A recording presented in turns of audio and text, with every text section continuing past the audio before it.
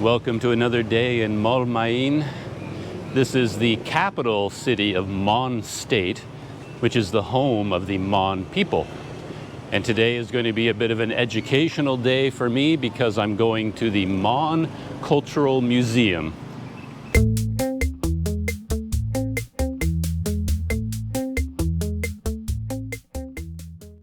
Depending on where you are from in the world, chances are you've never heard of the Mon People, but they're an ethnic group here in Burma with a long history. From what I read, they were largely responsible for the spread of Theravada Buddhism throughout Southeast Asia. So that makes them a big part of the history of this entire region. There are Mon people in Burma, here in Myanmar. I think about 1 million Mon people here, and quite a few live in Thailand as well. They went there over the centuries when there were wars here and fighting. Some were driven out into Thailand, and then they settled there and became Thai people themselves. Though their heritage is Mon, they have their own language, the Mon language. And according to what I read this morning, the current royal family in Thailand is of Mon heritage. So that's quite interesting. But really, that's about all I know. And we're going to go to the museum, see if we can learn a little bit more about the Mon people. I think the entrance fee for foreigners is 5,000 kyat, maybe 200 kyat for locals, the usual discrepancy there. Well, check this out. We've got a school here. The Basic Education Middle School of Mawlamyine, number 5. I only noticed it because of that sign there. Tobacco-free school. So no smoking here. I don't see any activity. It is a Saturday today, so maybe it's a day off school, or maybe the school is closed. I don't know. Today, so far, Mawlamyine is living up to its reputation, for me anyway, as a sleepy place. Maybe that's because I've stayed off the main roads for the most part. But everything seems very quiet, very sleepy. I see a lot of buildings like this around me, a lot of shuttered doors, shuttered windows. Not a lot going on today. I don't see any signs in English so far, but I'm fairly certain this is the museum. And if you could read the local script, I think that would say the Mon Cultural Museum.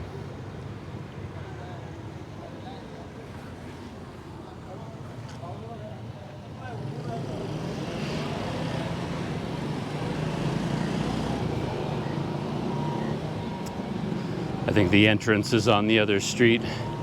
I just wanted to come over this way to take a look from the side. Yeah, there's the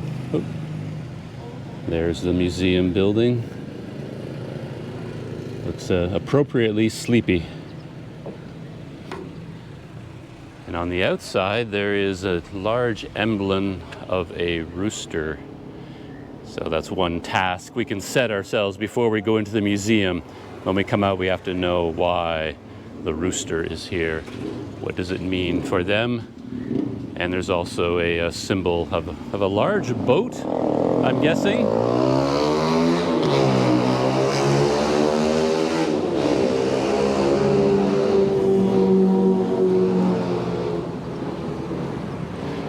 Question for anyone out there who drives a motorcycle like that, which is like a 125cc midget bike, and yet they have it set up to produce, you know, the loudest, most deafening noise imaginable. What's the point of that? I mean, why would you drive around the city knowing you're driving everyone around you insane? Why do the police allow it? If I were a cop, it'd be my mission in life to track those guys down and get them to fix their engines, put a muffler on those things. Good thing I'm not a cop. I also have no idea what their camera policy is, but I did see a lot of photographs online taken at this museum. So I think they have a fairly relaxed attitude towards cameras. So I'm just going to hold my GoPro in my hand as I am now and see what happens.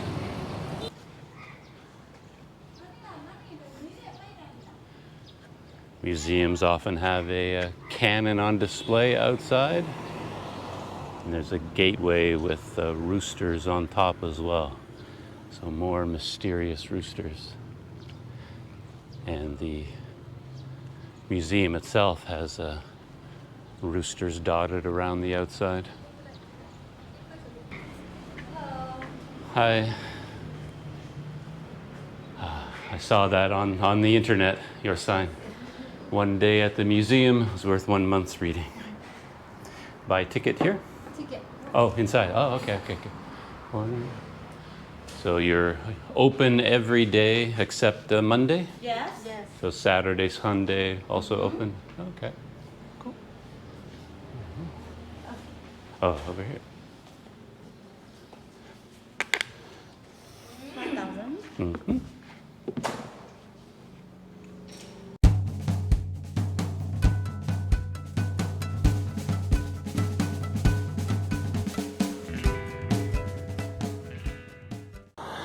It turns out that they do have a rule, no cameras. I had a long conversation with the woman about that policy, what it meant, and it was pretty clear that phones are absolutely okay. So like nobody is worried about you taking pictures or taking video. You just can't do it with a camera, but you can use any phone you like. And as she pointed out, it's not exactly logical because most high-end phones now have better image quality than my GoPro does. So it doesn't make a lot of sense, but we discussed it and settled on the idea that a rule is a rule, and there's just no momentum to change the rule, even if it doesn't make sense.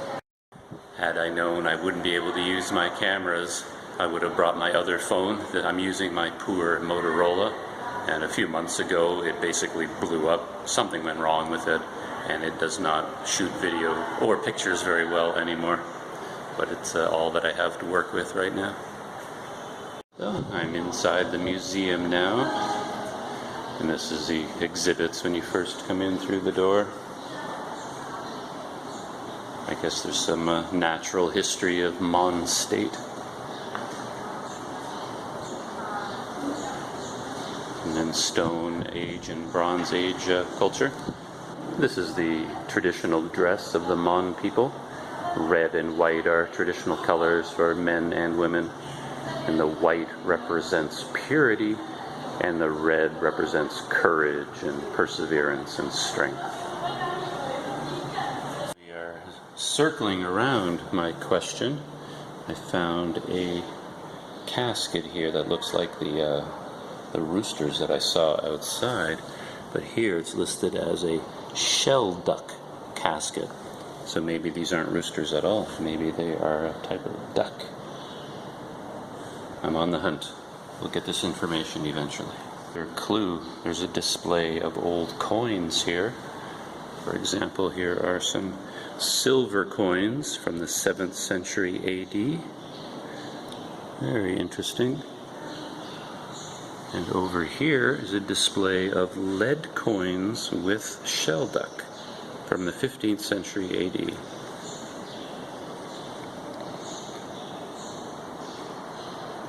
Yeah, and I can kind of make out the Shelducks, so maybe they're ducks and not roosters. I've become quite fond of these in my trips to the museum here in Myanmar so far. These are brass weights, so that they are all carefully measured to weigh a certain amount, and then they put them on scales in the market, when they're buying and selling items. They look like little chess pieces, but they're actually made for weights and measures. There's something I didn't know, that Mon State has a salt industry, and this describes the process of how they make the salt along the coast. I just invented a new challenge, call it the 5 Fact Challenge, where in this museum I have to learn 5 clear new facts. And I think number 1 is the mystery of the Shelduck or Rooster. The other fact is, or it has to be an interesting fact, that they have a salt industry. I didn't know that. And here's one more fact, that pipes play a large part in Mon culture. And this whole display is about handcrafting pipes. Look at these over here.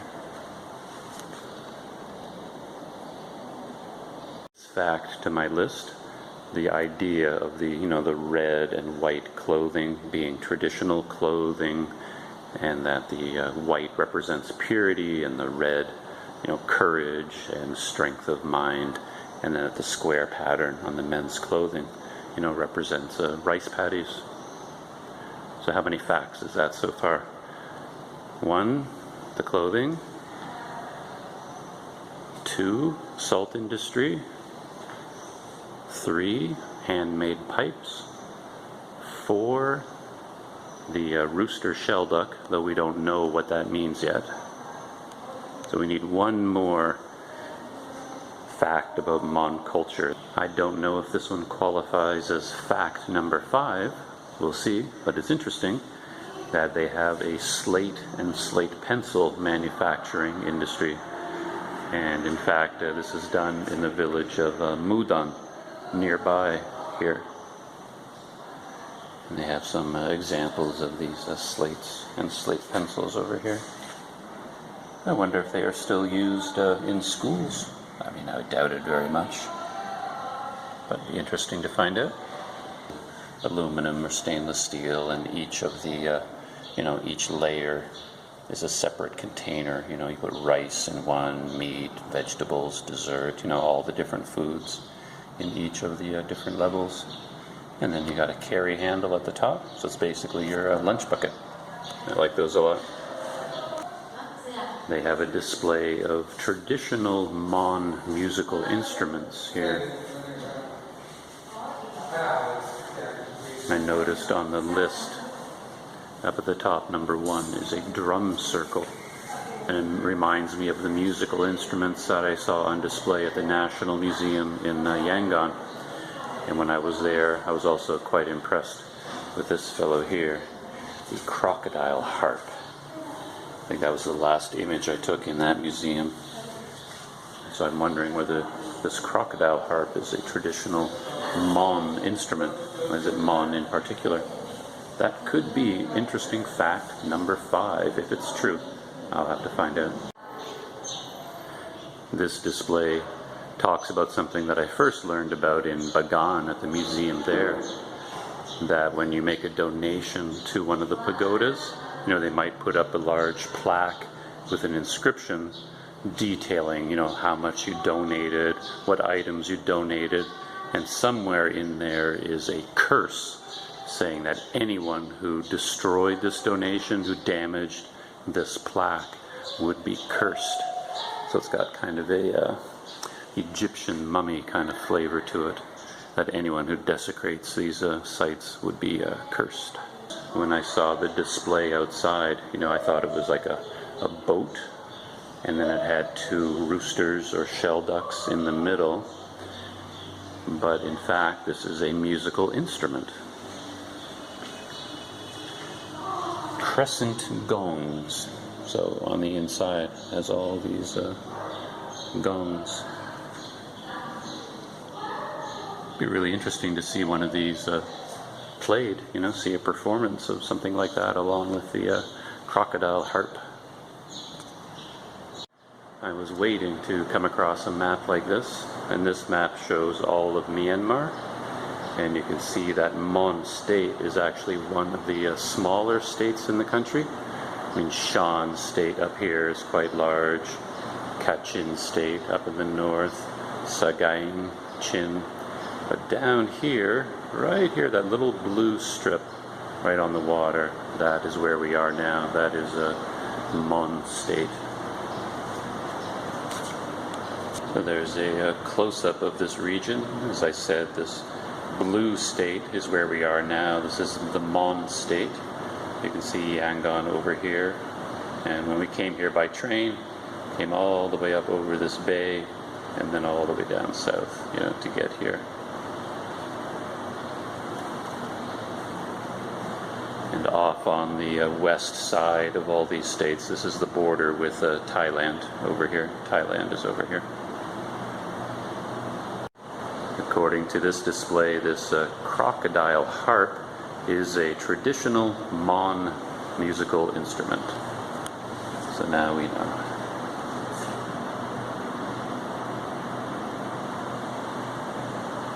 I think I found interesting fact number 5. That in Mon culture they have a naming ceremony for newborn children, and this takes place 7 days after birth, and all of the family gathers around and the baby is washed and then anointed with this elaborate mixture of all kinds of different leaves and spices and pastes, you know, including Tanaka paste, of course. And one interesting thing I read in the description down here on the bottom that during the ceremony, widows and divorcees are not allowed to sit around the table and take part. So I guess they might bring bad luck to the baby. And the purpose of the ceremony is to give the baby a name, but also to prevent any, you know, misfortune in the future, illness, or anything bad happening to the child.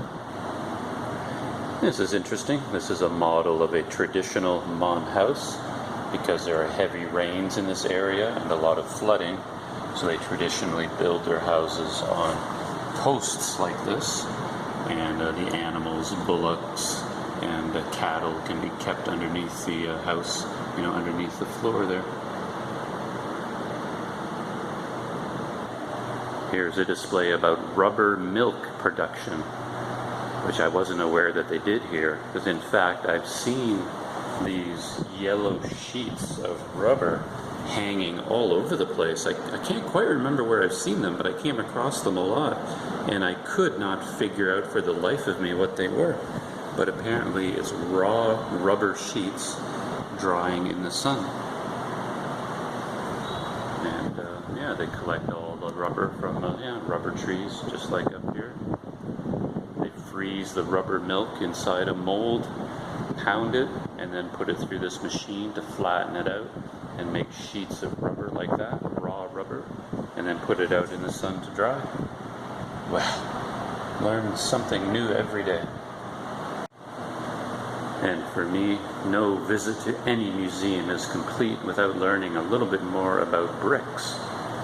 And apparently, what I learned here is that the word laterite is derived from the Latin word later, and it means brick. So this is the laterite industry, but basically they're talking about brick making.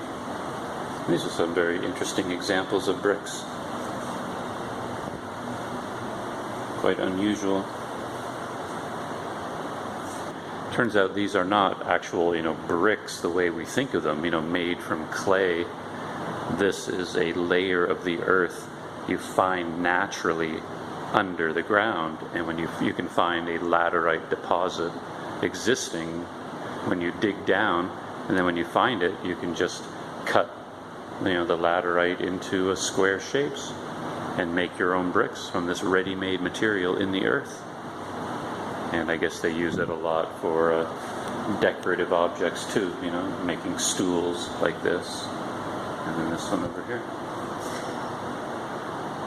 And this is the second floor of the museum. See the entryway down there?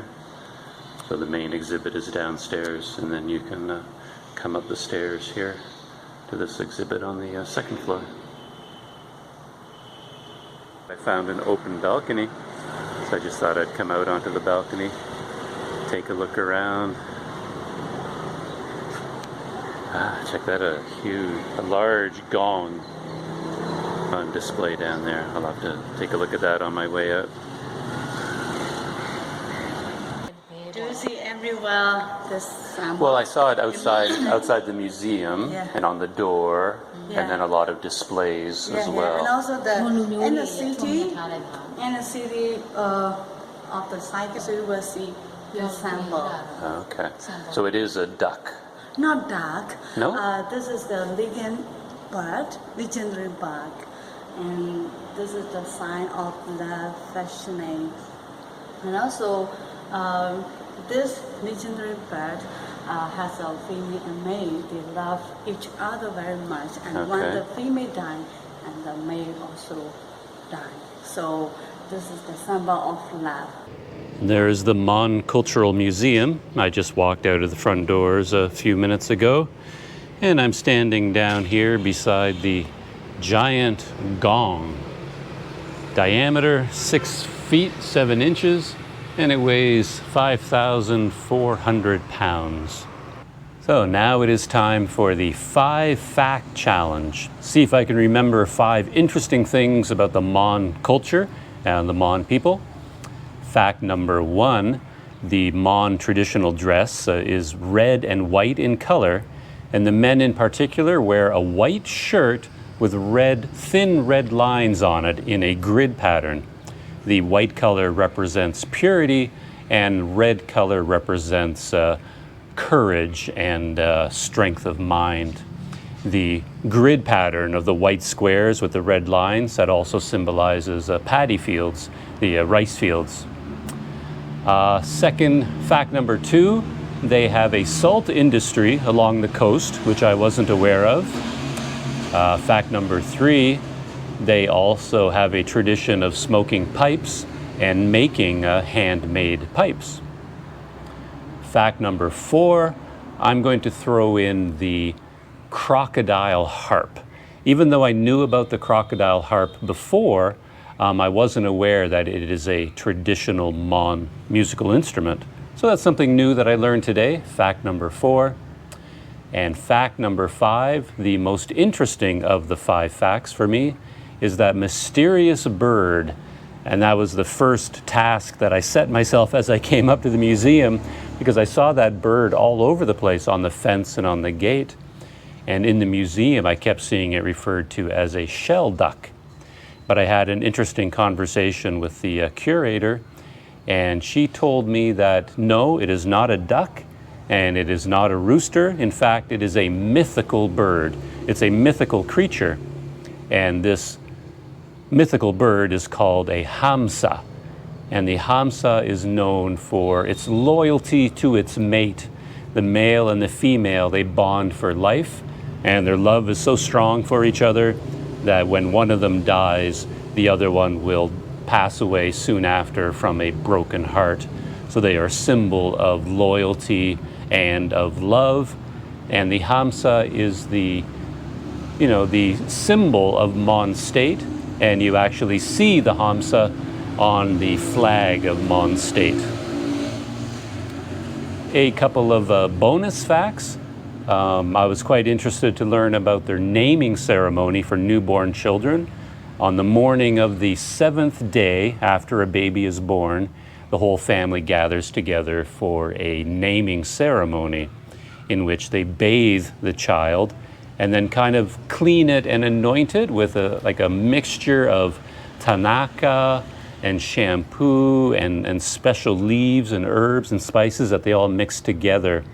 And this ceremony is part of giving the baby its name, but also to protect it from evil and to give it good fortune and protection from illness in life. So I thought that was very interesting. A lot of cultures have naming ceremonies, almost like a baptism. So it's interesting to see that the Mon culture has its own naming ceremony. Yeah, I could go on and on with fun facts. The houses being built on stilts, the rubber industry, so that when I saw these big goopy yellow sheets hanging in the sun, I didn't know what they were, but now I know that they are sheets of raw rubber. It's part of the rubber industry here. And one more fun fact, laterite. I didn't really know what laterite was, but I guess laterite is a type of mineral or a substance like stone in the ground that's there naturally. And if you find a laterite deposit, you can dig down to it and then cut it up, carve it into squares, and make your own bricks out of this laterite. And I guess laterite kind of means brick in Latin or something like that. my head is bursting with fun facts that I learned about the Mon culture here at the Mon Cultural Museum in Mawlamyine. And that brings me to the end of my visit to the Mon Cultural Museum. I had a really good experience in there. It helped a lot, actually, to invent the 5-fact challenge. Gave me something to focus on while I was in there. So, yeah, I'm glad I stumbled across that little exercise. It's open 6 days a week. It's open every day except Monday. You don't have to present your passport or fill out a ledger or anything like that to go in. It costs 5,000 kyat for foreigners at the moment. That's in 2019. And you are not allowed to bring in any cameras. You also can't bring in a knapsack or any large bag, but they provide lockers and you can put your bag into the locker and they have a key for you so you can lock it. And the locker has a little latch so you could put your own lock on it as well if you happen to have one with you. You can't bring a camera, as I said, but you can bring in your smartphone. So you could take pictures and perhaps, I don't know if I was really allowed to shoot video in there. Technically, I probably wasn't, but I was the only one in the whole museum. So I sort of just did it and no one gave me a hard time about it. Oh. Time to head out into the hot sun and back into Mawlamyine.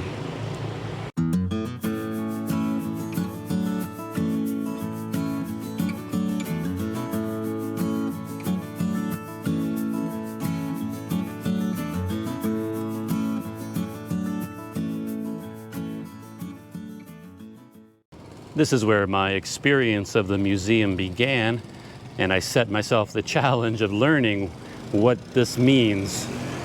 So of course we know all about the Hamsa, the two birds now. I assume this is a bonded pair, in fact, two mates facing each other. And this is not necessarily a boat. I mean, it could be a boat shape, but it's actually a traditional Mon musical instrument, a curved basin almost, and it's filled with metal gongs. You can see all these shapes on the side. Each one is actually a small gong. And the musician sits kind of in the center here and then can play all the gongs around them. So I passed my test. A simple one, but hey, I gave myself an A+.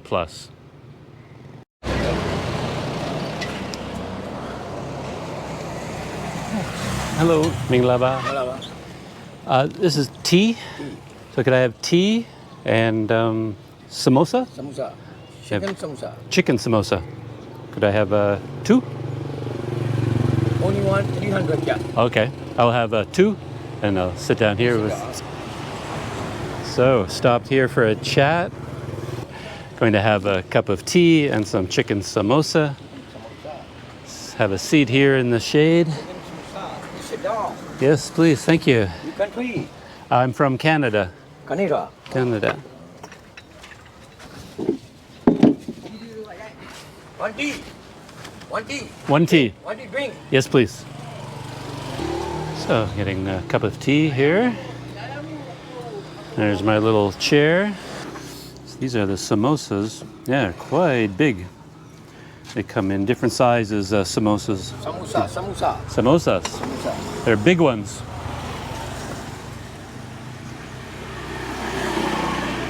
And a cup of tea.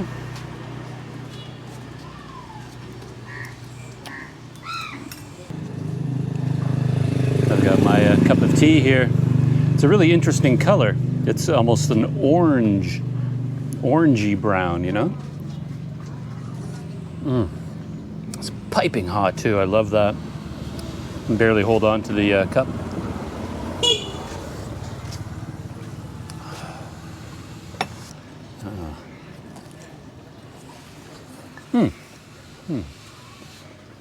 It's good.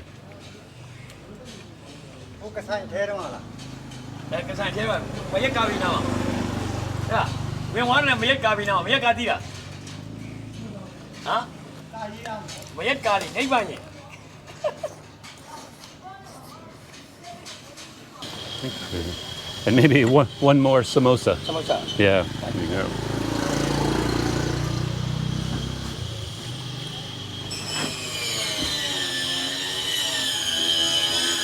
Thank you.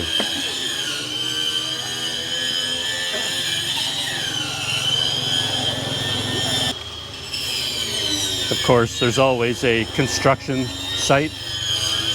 In Asia, you never go far. You're always near a construction site. This tea is so good. Like I said, it has almost an orange color.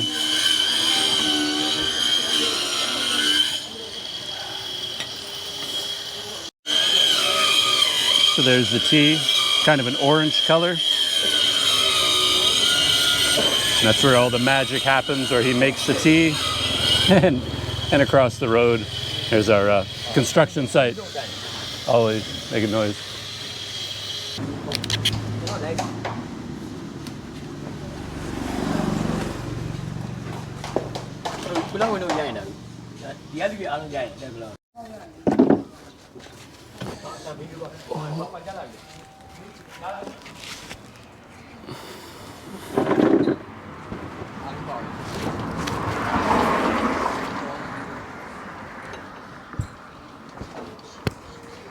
Okay. So this is your tea. Tea making there. Oh, okay. Gold coin creamer. Yeah, and I think that's where the orange color comes from. Gold coin. Yeah. Yeah. Tastes good. It's good. All right. Thank you. Formula, Malaysia. Formula, Malaysia. Malaysia formula. Malaysia formula. Oh, okay. All right. See you next time. Bye-bye. Okay. I hope so. See you tomorrow. That was a good cup of tea. Good 2 cups of tea. The samosas were 300 chat each. And I guess the tea was also 300 chat. I had 2 cups of tea, 3 samosas. So it came to 1,500 chat. So it was $1 for the 3 samosas, 2 cups of tea.